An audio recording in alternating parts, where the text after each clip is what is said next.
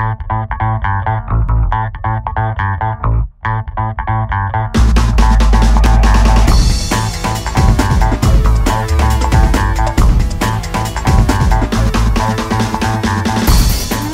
à vous toutes et à vous tous d'être avec nous pour cette première conférence de la journée. Aujourd'hui, je suis avec Gérard Lecas. Gérard, vous êtes PDG de l'entreprise Resina et vous êtes également président du syndicat GC2E. Ce matin, vous nous parlez de la prévention des risques au moment d'effectuer la réhabilitation d'un château d'eau ou d'un réservoir. Vous avez préparé un document, je vous laisse le commenter. À tout à l'heure. Merci. Voilà, donc je vais vous présenter le guide qui a été élaboré conjointement entre la CRAMIF et le Génie civil de l'eau, la CRAMIF étant la Caisse régionale d'assurance maladie d'Île-de-France, qui pilote pour l'organisme de sécurité sociale un certain nombre de recherches et de documents. Alors pourquoi ce guide? Parce que depuis une trentaine d'années, la réhabilitation de réservoirs s'est beaucoup développée. Ces ouvrages ayant été construits jusque dans les années 60. On a maintenant un parc très important, environ 36 000 ouvrages, et ces ouvrages sont rénovés chaque année.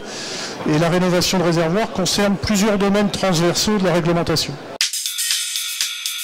Le premier but visé, c'est d'abord d'améliorer la sécurité des salariés, hein, c'est le point essentiel, de promouvoir les solutions les mieux adaptées aux risques, c'est-à-dire de les faire connaître à l'ensemble des intervenants, maîtres d'ouvrage, préventeurs, bureaux d'études, entreprises, faciliter les choix techniques sur les matériels ou sur les matériaux, faire bénéficier l'ensemble des intervenants des améliorations apportées ici ou là au cours des différentes rénovations.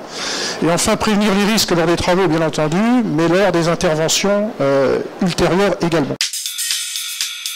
Alors, le diagnostic initial, il va falloir se rendre sur place et se rendre compte de l'état de la structure et de l'état de son environnement. Là, on voit par exemple un réservoir à côté de lignes moyenne tension non protégées, un autre réservoir sur lequel sont implantées de manière assez anarchique des antennes d'émission téléphonique.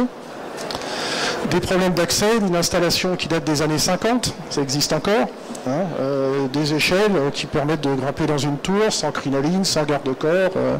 Les garde-corps de l'époque, c'était un petit rond de béton qui était coupé et façonné à la demande. Des accès sur couverture avec des dispositifs obsolètes sans garde-corps. Voilà. C'est une photo des misères avérées, hein. Je veux dire, on l'a fait un petit peu exprès. Hein. Bien entendu, l'efficacité d'un guide, elle repose sur sa mise en œuvre, et la mise en œuvre, elle concerne les maîtres d'ouvrage, les maîtres d'œuvre, donc on conseille aux maîtres d'œuvre de s'approprier ce guide. Hein. Les organismes de prévention et les coordonnateurs, de ce côté-là, on n'a pas de problème, ils se l'approprient de manière assez rapide, et bien entendu, les entreprises et les salariés.